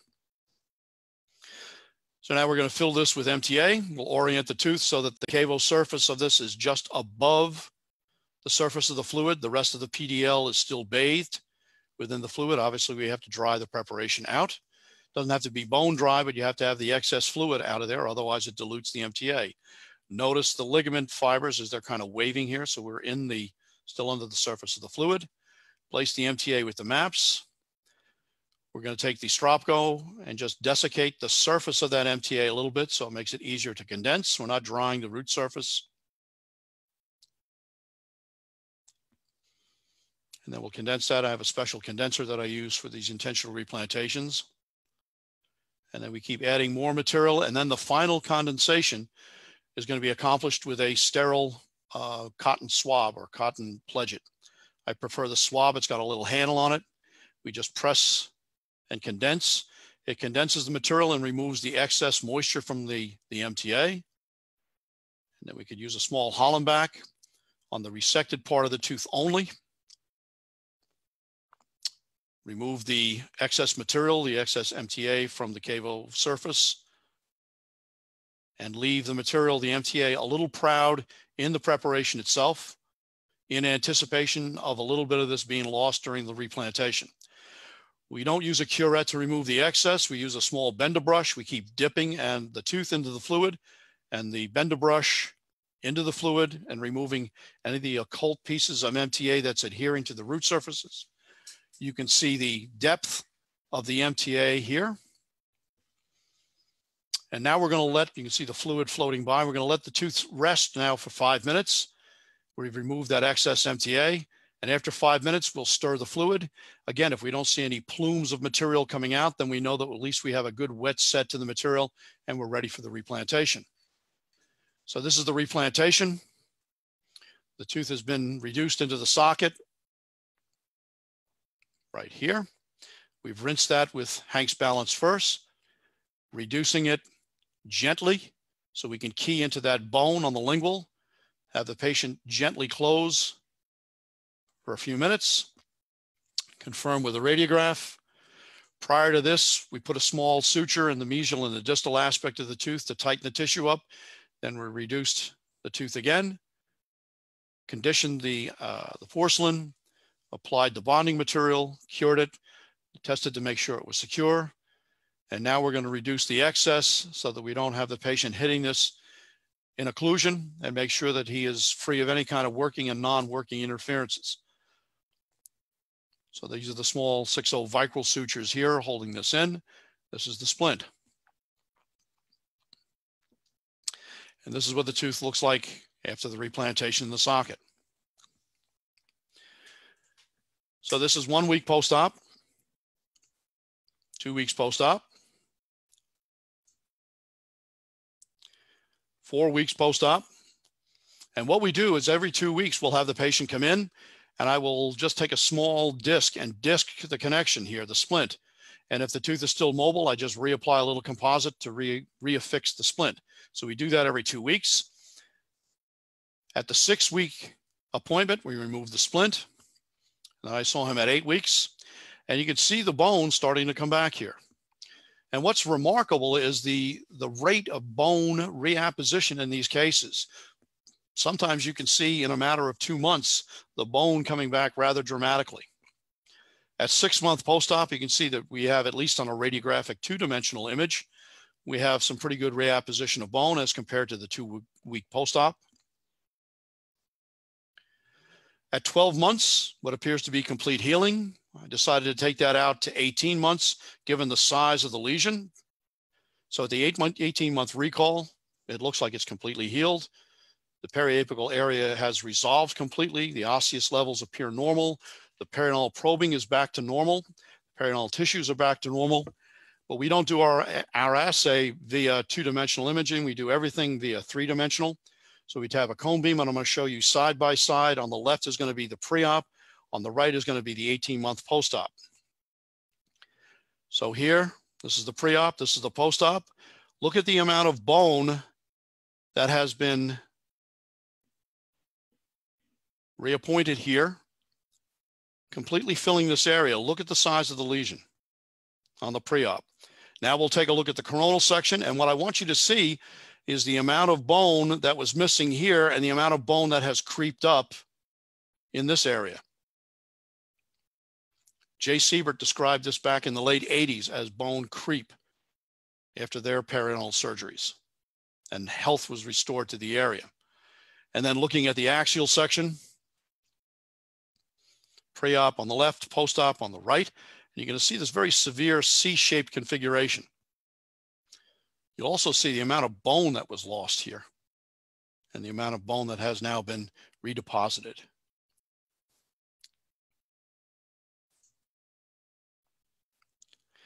In terms of replantation by location, at the time that I written an article. I had done 42 teeth at that time. So anterior is about 4% of the cases that I did. Premolars about 20, maxillary molars 28, and mandibular molars was the lion's share.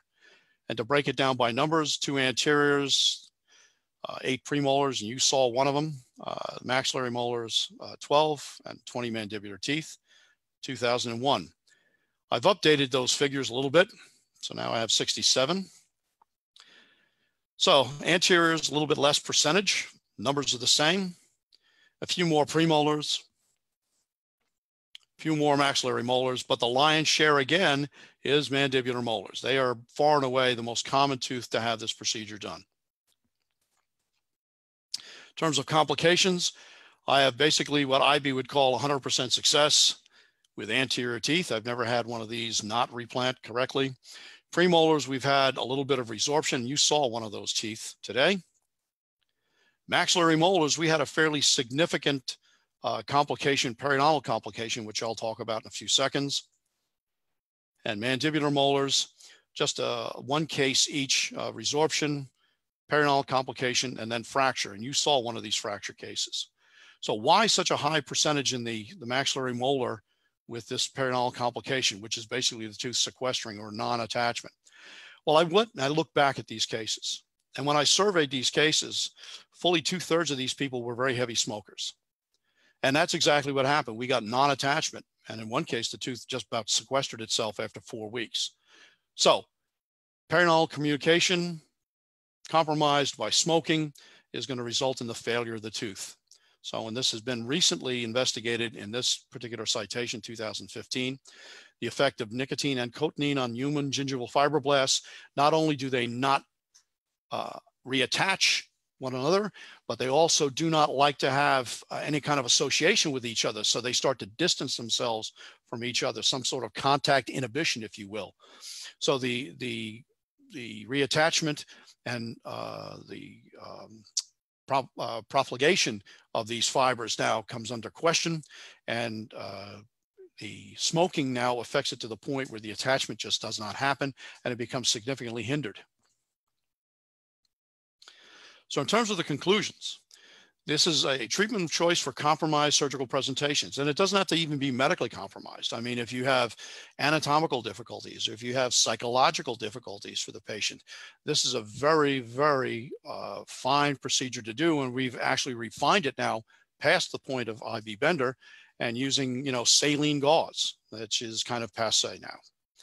The degree of clinical success is equivalent to the in vivo surgical approaches, and I will tell you that discounting the teeth that have had contraindications preoperatively, the success rate of this particular procedure in my hands is above 90%.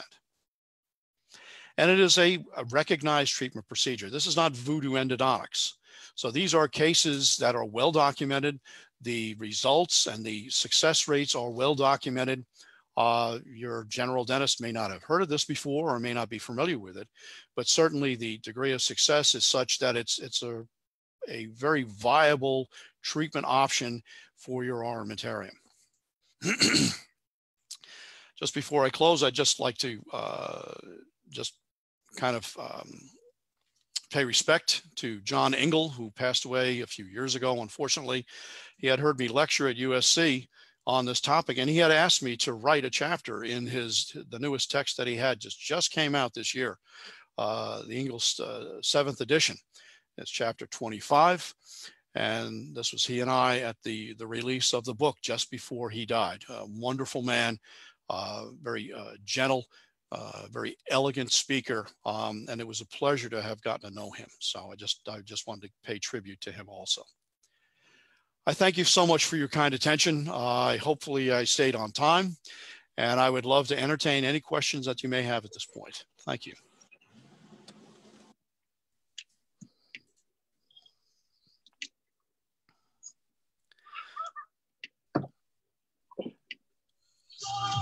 Well,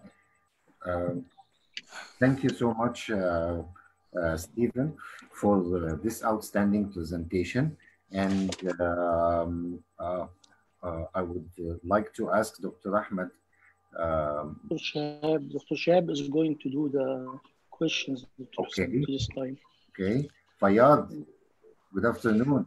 It's a pleasure to have you with us. Dr. Fayad, how are you? You guys gave me the wrong time. I logged in exactly at the right time, but anyway, great presentation as usual. Steve. Well, thank you so much. It means a lot coming from you. Thank you. No, seriously, amazing. I just have like 2 questions, if you don't mind. Sure. First is, would you? I know you had very successful cases, but there's some studies, like they or some case series that they use like a sort of root treatments, like Emdogain or which works more on the attachment and soft tissue attachment and healing. I mean, this won't take away from the success that you had, but do you think that this has a place in reimplantation? And the second question is, yep. Why, is there a place for ultrasonic preparation for these types of preps instead of the type of burr, you guys were using? Yeah. Well, to answer your first question with the Emdogain is really more of a promoter of any kind of vascularity on the surface of the root. So, and I would suspect in those cases where they have the tooth, like they're holding it in their hand and doing it maybe just to kind of punch up the revascularizing of that surface. The tooth is being supplied with all the electrolytes that it possibly needs when I'm doing it the technique this way. So, I mean, it's kind of like chicken soup. It probably couldn't hurt, but I'm not so sure that it's really helping anything because I'm not creating a stage for that to be an advantage. I've never really desiccated the PDL either osmotically by using just saline or by direct desiccation by having it outside of the solution itself. So it's interesting, the people that do it with gauze, even though they say they keep it hydrated, if you watch the video, sometimes it could be 60 to 90 seconds before they squirt new fluid on there. So, and the tooth is becoming desiccated at that point. Yeah. So that answers that question. In terms of the ultrasonic, I got that question so many times, and you can use the ultrasonic for the preparation with the caveat that I said. If you have a very thin root, you run the risk of initiating fractures just like they did in Abadi's study. So, is it absolutely contraindicated? No. If you want to use an ultrasonic for preparation, that's fine. But as I said, buyer beware. If you're going to use this, just keep in mind that, if you have any kind of fracture there at all, it's going to propagate for sure. Or if you don't have one at all and the root is thin, you may end up starting to initiate and propagate one. So. Thank you. Great presentations. Dr. Nemzik, hi. Thank you for the great presentation. I have a question. The case lower premolar, which you had to replant it twice. Yes. You think that the failure which happened after the first replant was mainly due to MTA or to you need more cleaning of the root canal system? Well, looking at it with what Noah Shivian calls a retrospectroscope, okay? Looking back at all the things that happened, I will tell you that it was probably the canine. And it just hadn't resorbed enough bone to become radiographically evident. If I had been more of a student of the exudate, I probably would have picked up on the fact that, the exudate had changed a little bit, and it was not the original exudate that I had gotten from the premolar. And then when I replanted the second time and the sinus tract came back with a vengeance, okay, that's when I got the real, a lot of the exudate that I could see then. So to answer the question, it probably was the canine all along. And it just, could not see it radiographically until, a number of months had gone by. So, and it was a good lesson for me. I didn't want to put this lady through this again. And I felt kind of sheepish when I discovered that it was the canine, but that's why they call it a practice. You're always learning. So, and this was a good lesson for me that next time I see this happen, whether it's me or somebody else, test all the other teeth in the area, because if there's a sinus tract comes back that quickly, there's got to be another tooth involved. And now you have a cone beam. Yes. I had a cone beam, I think shortly after that case, unfortunately. So if I'd had a cone beam then, I wouldn't have this case. So that's right. Yeah. Thank you. So, and you had asked me a question before the lecture. Why did the technique kind of fall out of favor in the 80s and then starts to come back again fairly recently? I think if you look at the advent of implant placement, you will see that implants ramped up significantly in the late 80s, early 90s. And now they're starting to see a lot of those failures, or you're starting to see cases where they're stepping back and saying, we're reassessing, do we keep the tooth or do we put an implant in?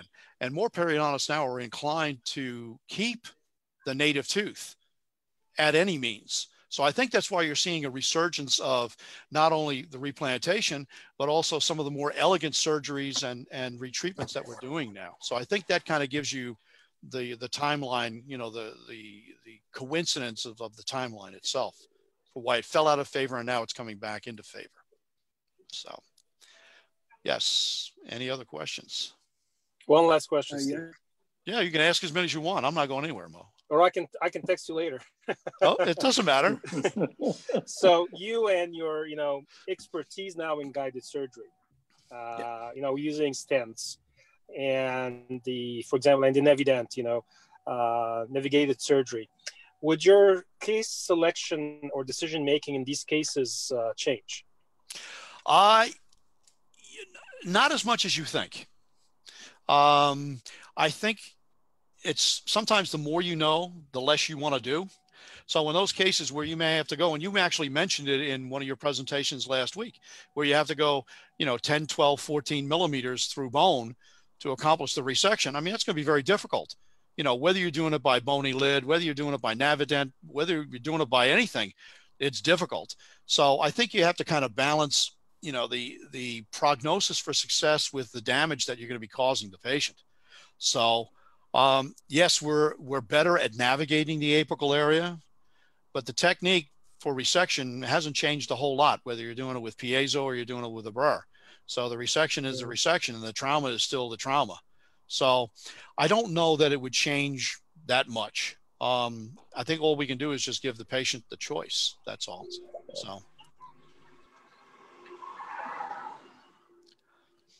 I tell you, where Ahmed is, that's where I want to be. So he's there on the beach place. It seems pretty windy to me, though. Yeah, really. But his hair's not blowing. That's what I can't figure out. So. I will do it now.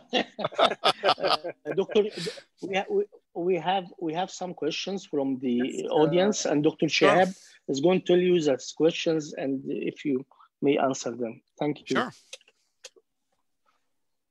Thank you so much, Dr. Shahab. I have a question. Yes, Dr. Ahmed. I'm having a question from one of the audience about the intentional replantation in primary teeth in case of failure of pulpectomy. Is it feasible? I have never done one. I will tell you, if you look up that citation by I.B. Bender, he has done a couple of deciduous teeth, and he actually filled them with ZOE. So I think the primary teeth that he did, one of the primary teeth he did, there was no succedaneous tooth. So that was like going to be the permanent tooth. So the answer is yes, they have done this in primary teeth. I have not done it, but in the literature, at least, it has been reported as a marginally successful procedure. So another question about the splinting. Does it matter if you splint the tooth with wire and composite, or only composite? Well, I use composite because it is basically, it's classified as a rigid splint, but it's not rigid like wire. It's more of a flexible type of splint.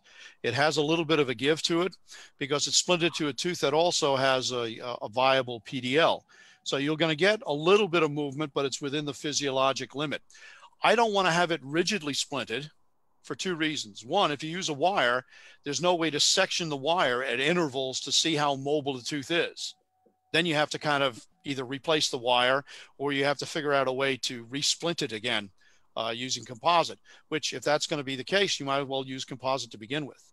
The only time you really use any kind of wire is for the durability of the splint over a long period of time. So if you had a case where there was an alveolar fracture, like a green stick fracture or a frank fracture, and you want to mobilize the area, then you're going to use something like wire that's rigid and is going to hold the tooth or teeth in place in a fixed area. So normally my splinting for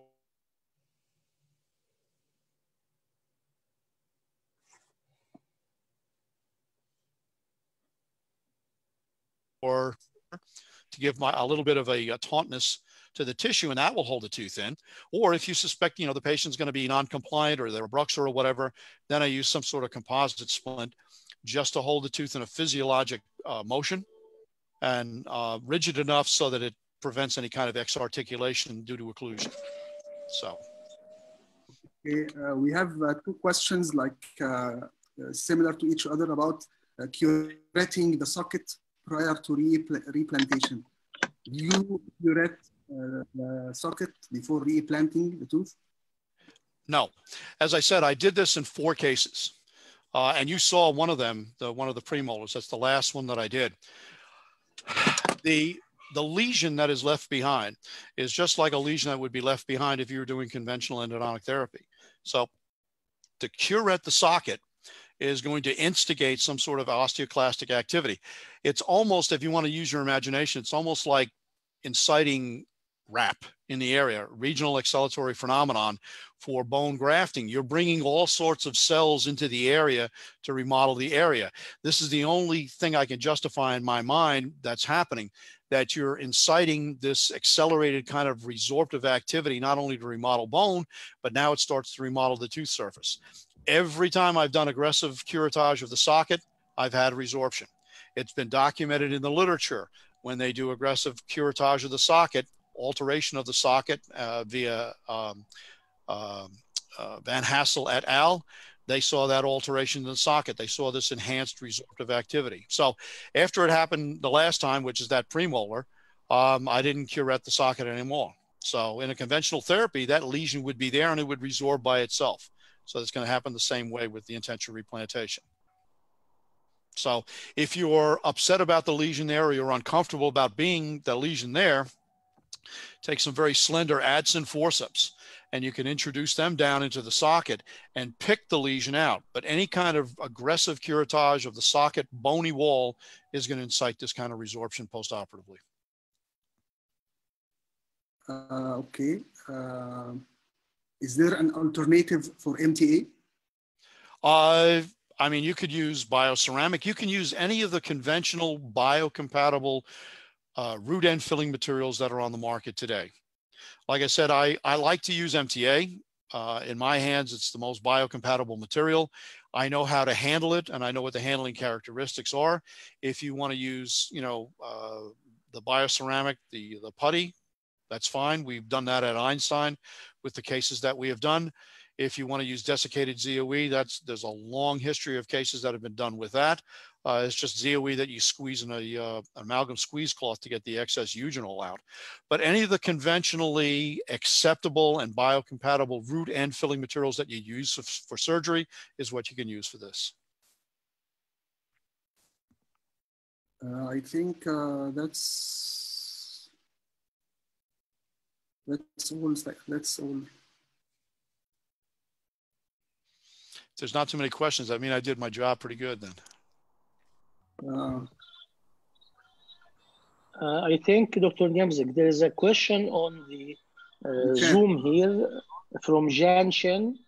He says, hi, Dr. Niemczyk.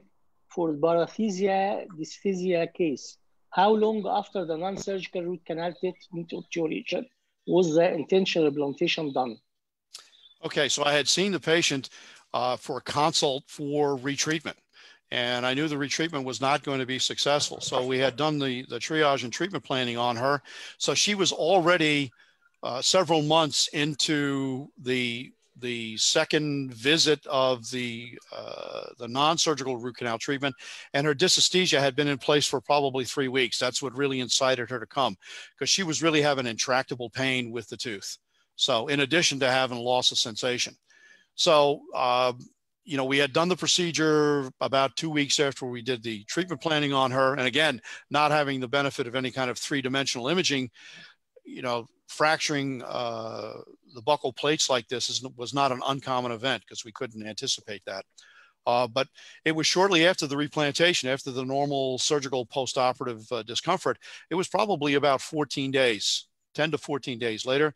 The dysesthesia just gradually went away to almost nothing, and the paresthesia took a few more weeks after that, obviously because of the surgical trauma in the area, not only from my manipulations, but also from the previous insult via the poking out the distal canal with whatever instruments they were using. So, but it wasn't like immediate, like turning on a switch or turning off a switch. It takes time. And we see that whenever we do premolar surgery too, manipulating the middle foramen and that bundle. Anytime you stretch it, you're going to have some sort of, transient paresthesia anyway. Okay, so if there was no more questions, then I guess we can wrap up and we can end up our session. Well, thank you so much. This was such an honor to speak for your group again. It was such a pleasure to see all of you again. Stay safe, guys. Hopefully we'll all be back working soon enough, and then complaining that we're working too hard again. But, thank you so much for the opportunity. I really enjoyed, especially this topic. I enjoyed talking about this. So thank you. Thank you so much, Professor Nemzik. It's been an honor. And you too stay safe. Thank you so much. Absolutely. Mo, you going to text me? You. Yep. Okay. Okay. I'll look for your text. I'm going to call you, actually. All right. Sounds good. Take care. Okay. Ahmed, take care now, Ahmed. We'll see you. Bye, Ahmed. Bye, Hassan. Bye, Ahmed. Bye. Yeah, Bye. Dr. Sabir. Okay. Thank you very much for organizing that. Okay. Yes. Thank you. Take care. Bye-bye. Bye-bye.